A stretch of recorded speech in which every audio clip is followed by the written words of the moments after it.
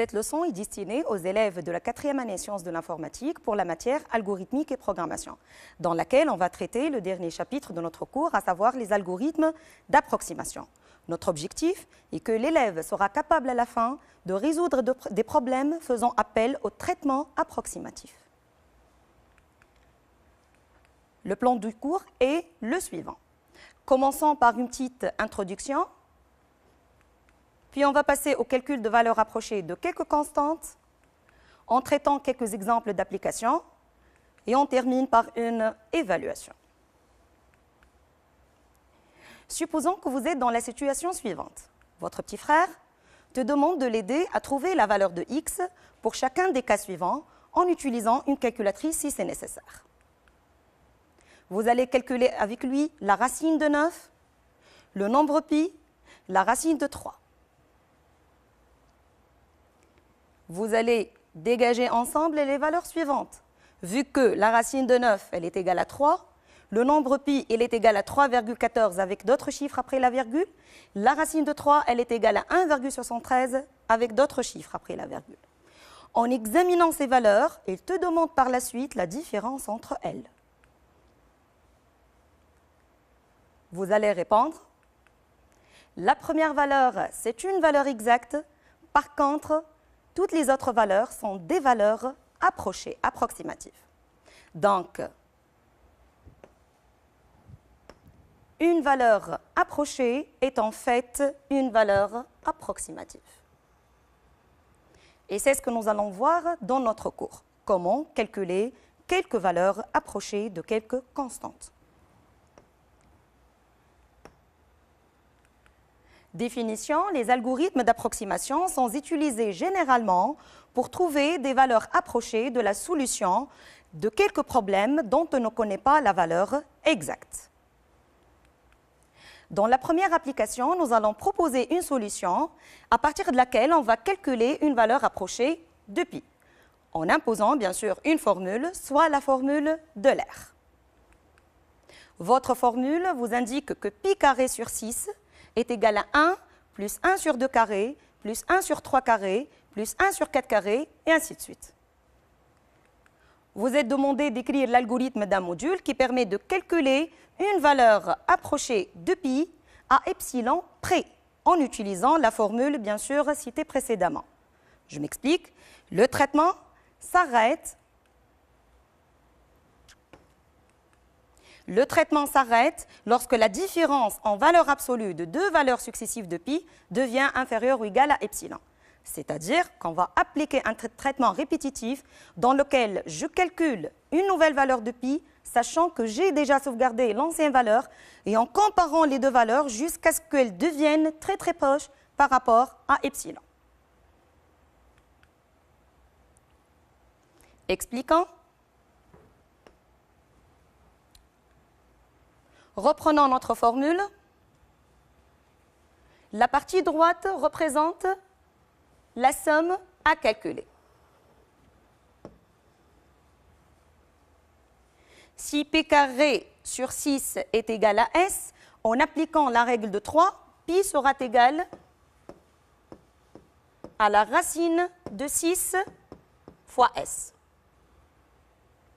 Par conséquent, le pi actuel, elle est égale à la racine de 6 fois la somme actuelle, et le pi précédent, elle est égale à la racine de 6 fois la somme précédente. C'est-à-dire, nous aurons besoin de deux variables. Dans la première, je sauvegarde la somme précédente, et dans la deuxième, je calcule la somme actuelle.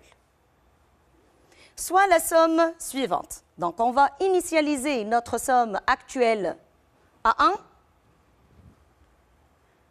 Une fois sauvegardée cette somme dans la variable somme précédente, on va passer à la nouvelle somme en ajoutant le terme suivant. Remarquez bien, dans l'écriture, votre terme est composé par la fraction 1 sur compteur au carré. Remarquez bien que votre compteur est initialisé à 2. Il s'incrémente à chaque fois de 1.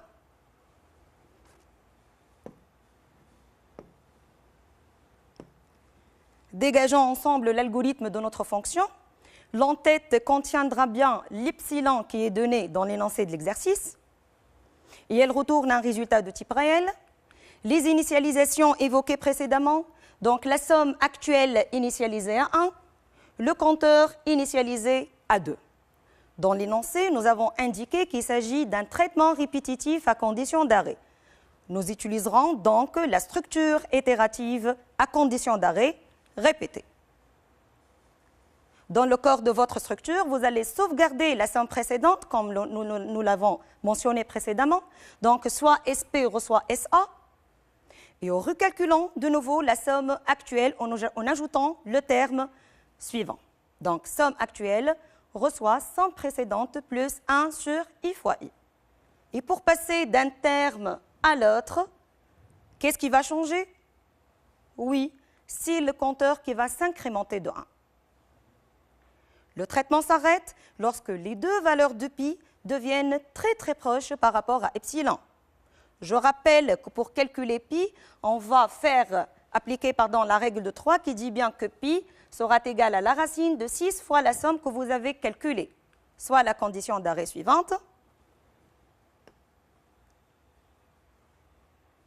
Donc la racine de 6 fois SA représente le pi actuel et la racine de 6 fois SP représente le pi précédent. Autrement dit, la valeur absolue du pi actuel moins le pi précédent, elle est inférieure ou égale à epsilon. C'est votre condition d'arrêt qui dit bien que les deux valeurs sont très proches.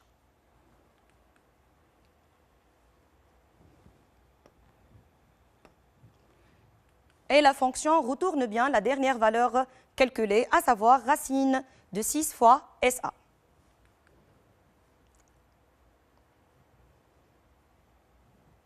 Les objets locaux utilisés dans cette fonction sont les suivants.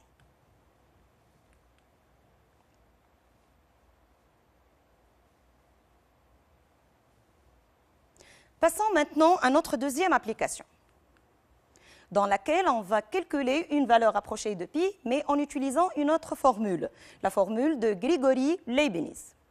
Que dit notre formule?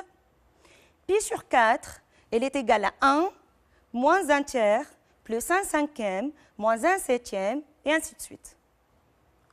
On vous demande d'écrire l'algorithme d'un module qui permet de calculer une valeur approchée de pi à 10 moins 4 près en utilisant la formule citée. Cette fois-ci, votre epsilon est une constante est égale à 10 moins 4. On appliquera le même principe. Le traitement s'arrête lorsque deux valeurs successives de pi deviennent très proches, c'est-à-dire leur différence en valeur absolue devient inférieure ou égale à 10 moins 4.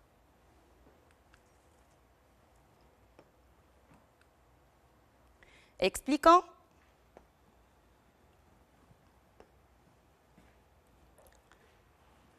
Si on propose que la partie qui se trouve à droite, c'est la somme que vous avez calculée, la valeur de pi sera égale à 4 fois cette somme. Bien sûr, c'est une règle mathématique. En procédant de la même façon, on aura besoin à chaque fois de calculer une somme actuelle et une somme précédente. Pour que le pi actuel soit égal à 4 fois la somme actuelle et le pi précédent sera égal à 4 fois la somme précédente. Dans la somme, nous allons initialiser la somme actuelle à 1 et pour passer d'une somme à une autre, vous avez un terme à ajouter. Le premier terme, il est égal à 1 tiers, soit donc un premier compteur initialisé à 3. Mais qu'est-ce que vous remarquez dans votre formule? Une fois, vous ajoutez un terme précédé par le signe moins, et une autre fois, vous ajoutez un terme précédé par le signe plus. Donc, vous avez ici un signe. Donc, soit une variable qui représente notre signe. Cette variable est initialisée à moins 1.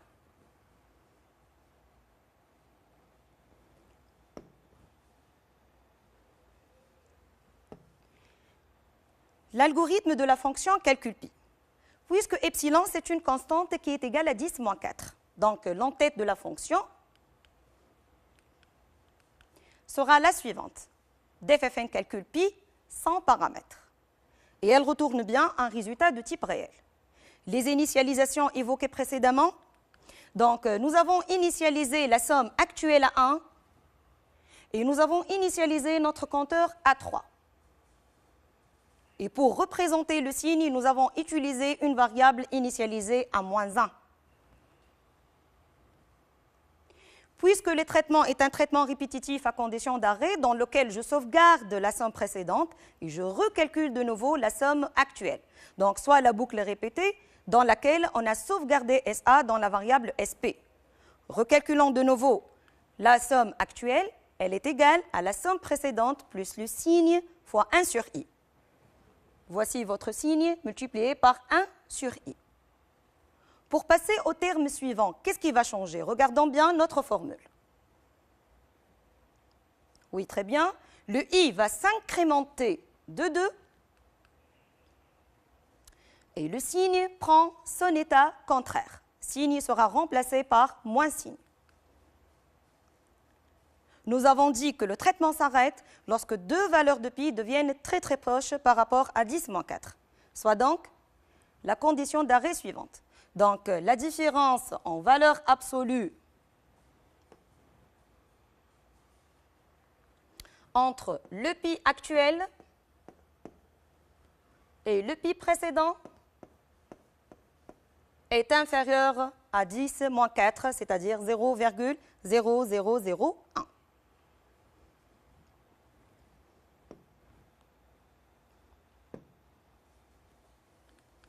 La fonction retourne bien la dernière valeur du pi calculée, à savoir 4 fois SA. Voici les objets utilisés dans cette fonction.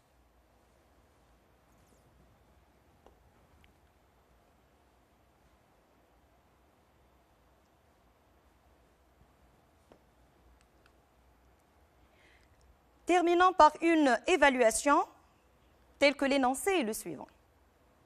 Soit la formule permettant de calculer une valeur approchée de cosinus x. Regardons bien notre formule. Cos x est égal à 1 moins x carré sur factoriel de 2 plus x4 sur factoriel de 4 moins x à la puissance 6 sur factoriel de 6 et ainsi de suite. On vous demande d'écrire un module qui permet de calculer une valeur approchée de cos x à 10-4 près, en appliquant la formule donnée précédemment. X est un réel donné en paramètres.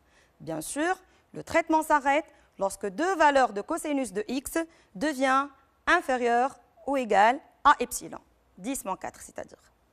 Expliquant, on va appliquer le même principe. Donc, soit S représentant une somme, la somme que vous êtes en train de calculer. Et vous êtes demandé de calculer de cosinus x, c'est-à-dire vous allez calculer à chaque fois le cos x actuel et le cos x précédent, soit la somme actuelle et la somme précédente. D'après la formule, on va dégager ensemble les initialisations ainsi que les compteurs à utiliser. La somme actuelle est initialisée à 1.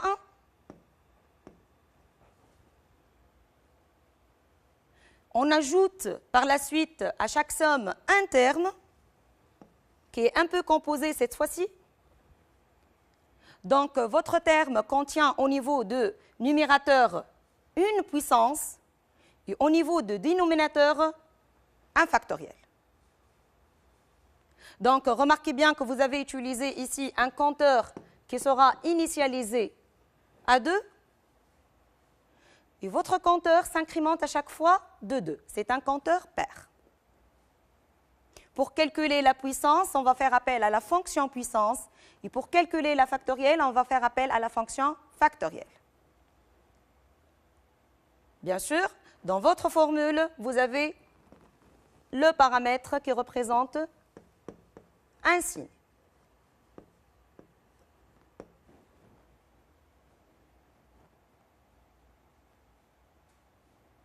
Dégageons ensemble notre solution. L'entête contiendra bien le paramètre x de type réel et elle retourne un réel, puisque x est donné en paramètres. Les initialisations évoquées précédemment sont les suivantes. Donc, nous avons initialisé la somme actuelle à 1, nous avons initialisé notre compteur à 2 et le signe initialisé à -1. Puisqu'il s'agit d'un traitement répétitif à condition d'arrêt, soit la structure répétitive suivante. Répéter. Qu'est-ce qu'on va répéter? On va sauvegarder à chaque fois la somme précédente et calculer de nouveau la somme actuelle, bien sûr, en ajoutant le terme suivant à chaque fois. Votre terme est composé par deux parties, soit la puissance de x par le compteur i au niveau de numérateur et la factorielle de i au niveau de dénominateur. Qu'est-ce qui va changer d'une somme à une autre? Oui, c'est votre compteur i qui va s'incrémenter de 2 et votre signe qui prendra son état contraire. Le traitement s'arrête lorsque les deux valeurs se rapprochent par rapport à epsilon. Comme nous l'avons dit, lorsque la somme actuelle, qui représente bien le cosinus, et la somme précédente, leur différence en valeur absolue devient inférieure à 0,0001. La fonction retourne à la fin la dernière somme calculée, à savoir SA.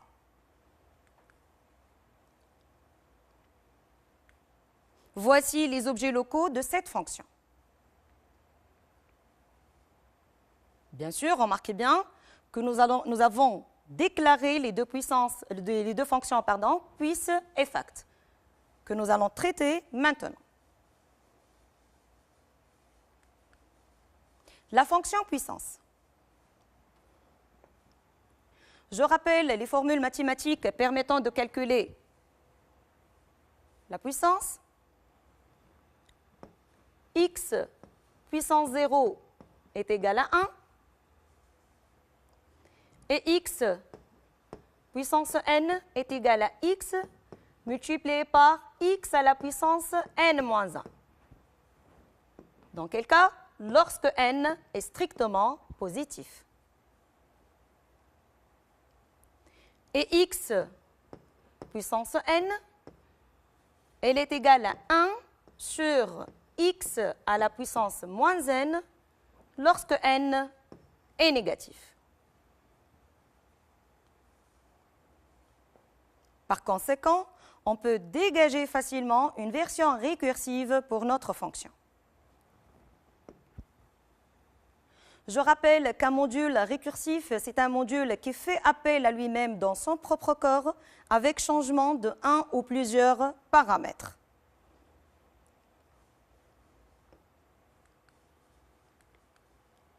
D'ffn puisse, elle prendra en paramètre le réel x suivi de l'entier n pour calculer x à la puissance n, par exemple. Et elle retourne un réel dans notre cas. La condition d'arrêt, bien le cas particulier. Lorsque n égale à 0, la fonction s'arrête par la valeur 1. Sinon, si n est positif, alors la fonction fait appel à elle-même, puis reçoit x multiplié par l'appel de la fonction à elle-même en changeant le paramètre n par n-1. Sinon, lorsque n est négatif, c'est-à-dire la fonction fait appel à elle-même, puis reçoit 1 sur fn puisse de x à la puissance moins n. Je rappelle que factoriel, je vais écrire la notation en mathématiques, factoriel de 0, il est égal à 1. Factoriel de 1, il est aussi égal à 1. Et pour tout entier supérieur à 1, la factorielle de n, elle est égale à n fois factoriel de n-1.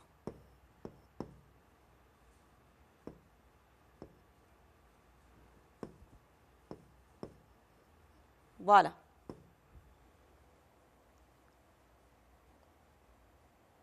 En examinant cette formule, on peut dégager ensemble la version récursive de la fonction fact.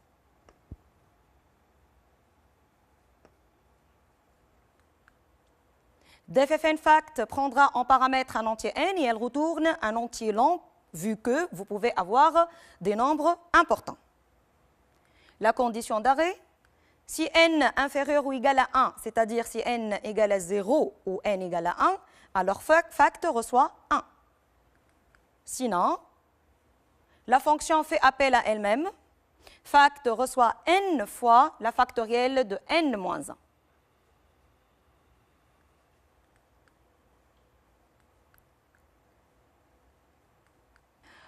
Notre leçon est achevée. Merci pour votre attention.